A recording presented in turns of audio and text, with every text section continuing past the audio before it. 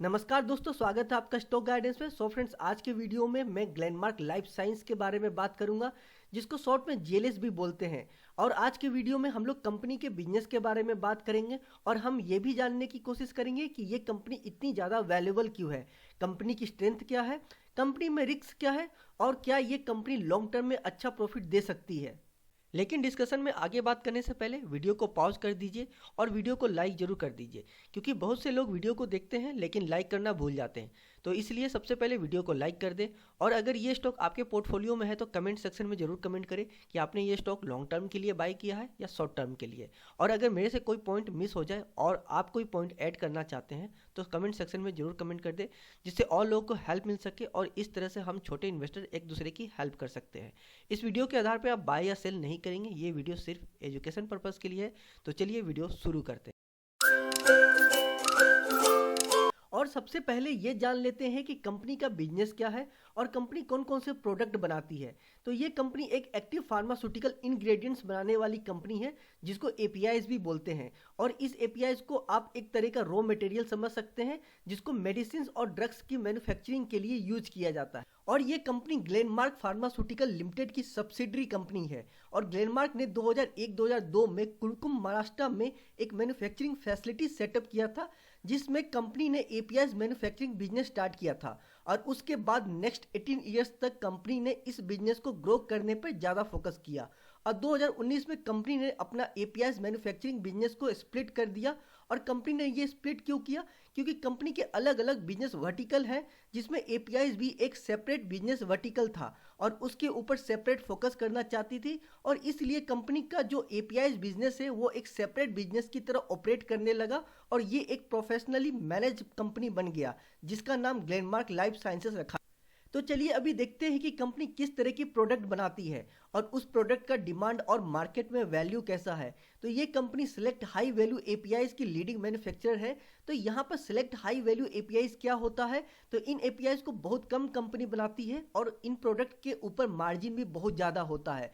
और ये APIs company अलग अलग कैटेगरी के लिए बनाती है, जैसे कि कार्डियोवास्कुलर सिस्टम डिजीज, जहाँ पर आपका पूरा सर्कुलेटरी सिस्टम आता है, जिसमें हार्ट होता है, आर्टरीज, इन सब के रिलेटेड जो ड्रग्स होते हैं उनके लिए एपीआईज बनाता है। सेंट्रल नर्वस सिस्टम डिजीज के लिए पेन किलर से रिलेटेड और डायबिटीज से रिलेटेड जो मेडिसिन होते हैं उससे रिलेटेड भी एपीआईज बनाता है। और अभी जो मैंने कैटेगरी बताया है ये सभी रिपीट ड्रग्स होते हैं, क्योंकि आपने अपने सर्कल में देखा होगा कि अगर किसी को डायबिटीज है तो इससे रिलेटेड मेडिसिन है उसको लाइफ टाइम के लिए लेना होता है। और इसी रीजन की वजह से जो भी इन मेडिसिन को प्रोड्यूस करने के लिए जो एपीआईज होते हैं वो हाई वैल्यू एपीआईज होते हैं और उनके ऊपर मार्जिन भी बहुत ज़्यादा होता है।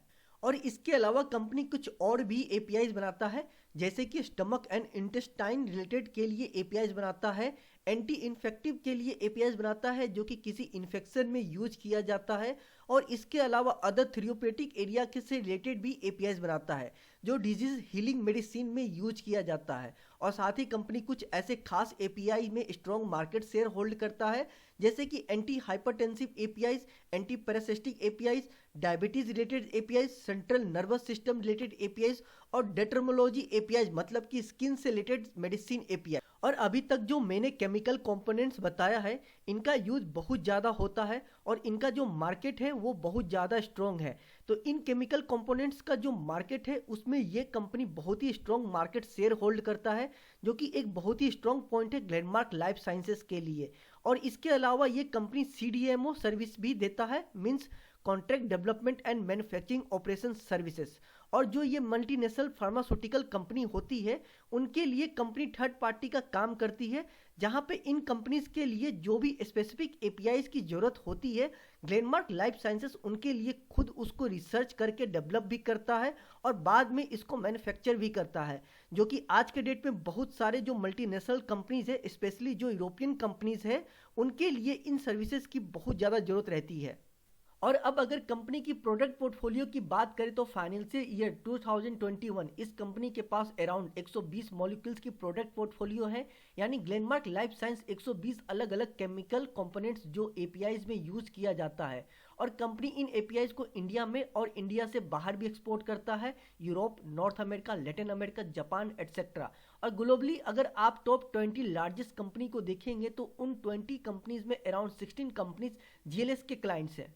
और अगर कंपनी की रिसर्च एंड डेवलपमेंट की बात करें तो कंपनी अपने रेवेन्यू का around 2.1% revenue research and development पे स्पेंड करता है, क्योंकि कंपनी जितना ज़्यादा यूजफुल मॉलिक्यूल्स और एपीआईज डेवलप करता है उसी के ऊपर कंपनी का फ्यूचर डिपेंड करता है। और हर साल जीएलएस अराउंड 8 से 10 मॉलिक्यूल्स के ऊपर काम करता है और आज की डेट में जीएलएस के पास 39 ग्रांटेड पेटेंट्स और 41 पेटेंट्स अभी पेंडिंग है अलग अलग कंट्रीज में।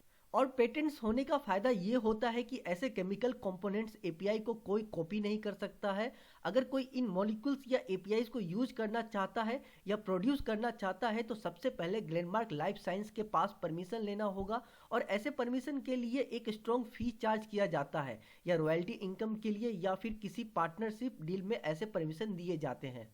कंपनी स्ट्रेंथ की बात करें तो इस कंपनी का सबसे पहला स्ट्रेंथ ये है कि क्रोनिक थेरेप्यूटिक में सिलेक्टेड हाई वैल्यू एपीआईज के मार्केट में लीडरशिप पोजीशन में है, क्योंकि इस कंपनी के पास कुछ ऐसे स्पेशल एंड प्रॉफिटेबल प्रोडक्ट हैं जो कि अपने आप में एक बहुत स्ट्रॉन्ग नीश है। और इसके अलावा जो भी ये नीश प्रोडक्ट है ये टेक्निकली बहुत कॉम्प्लेक्स मॉलिक्यूल्स होते हैं और इनको बनाना इजी नहीं होता है। और ऐसे जो कॉम्प्लेक्स मॉलिक्यूल्स होते हैं इनमें से ज़्यादा पेटेंट प्रोटेक्टेड होते हैं, जिससे ऑटोमेटिकली ऐसे प्रोडक्ट के अराउंड एक मोड क्रिएट हो जाता है।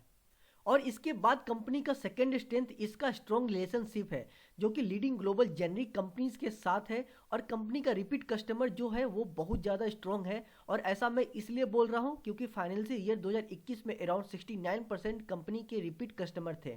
और इसके बाद कंपनी का थर्ड स्ट्रेंथ इसका क्वालिटी फोकस कंप्लेंट मैन्युफैक्चरिंग और कंपनी के पास 4 मैन्युफैक्चरिंग फैसिलिटी है जो कि 2 गुजरात में और 2 महाराष्ट्र में है। तो चलिए अब कंपनी रिस्क के बारे में भी बात कर लेते हैं। तो कंपनी में सबसे पहला रिस्क इसका कस्टमर कॉन्सेंट्रेशन है, क्योंकि कंपनी का 50% रेवेन्यू सिर्फ 5 कस्टमर से आता है। और इन कस्टमर में इस कंपनी का सबसे स्ट्रॉन्ग कस्टमर इसका खुद पेरेंट कंपनी ग्लेनमार्क फार्मास्यूटिकल है। और ऐसे कस्टमर कॉन्सेंट्रेशन का नुकसान क्या होता है, मान लीजिए कोई मेन कस्टमर जीएलएस से एपीआई बाय करना बंद कर देता है तो जीएलएस के रेवेन्यू पे इम्पैक्ट देखने मिल सकता है। और इसके अलावा एक नुकसान और है कि कंपनी को किसी एग्रीमेंट के ऊपर नेगोशिएशन पावर बहुत कम होता है। और इसके बाद कंपनी पे दूसरा रिस्क प्रोडक्ट कॉन्सेंट्रेशन है। और जैसा कि मैंने आपको बताया था कि कंपनी के पास 120 मॉलिक्यूल्स या एपीआईज की प्रोडक्ट पोर्टफोलियो है, लेकिन कंपनी को मेन रेवेन्यू सिर्फ 10 प्रोडक्ट से आता है जो कि अराउंड 66% है। So friends, Glenmark life science जिस तरह के क्लाइंट्स को कैटर करता है, जिस तरह के नीश प्रोडक्ट बनाता है, जीरो डेट और कैश रिच भी है, तो ये कंपनी एक अच्छा लॉन्ग टर्म इन्वेस्टमेंट बन सकता है। तो ये था ग्लेनमार्क लाइफ साइंस के ऊपर एक complete discussion. But friends, invest करने से पहले आप खुद भी रिसर्च कर लें, देन आप डिसीजन लें। आपको इस कंपनी के बारे में क्या लगता है आप मुझे कमेंट सेक्शन में जरूर कमेंट करें। उम्मीद है मेरी ये छोटी सी कोशिश आपके कुछ काम आएगी। और अगर आपको इस वीडियो से कुछ वैल्यू या नॉलेज मिली हो तो इसके बदले आप मुझे सपोर्ट करने के लिए वीडियो को लाइक कर सकते हैं। और अगर चैनल पर नए हैं तो चैनल को सब्सक्राइब भी कर दें। मिलते हैं अगले वीडियो में, तब तक के लिए आप अपना और अपने पोर्टफोलियो का ख्याल रखिए।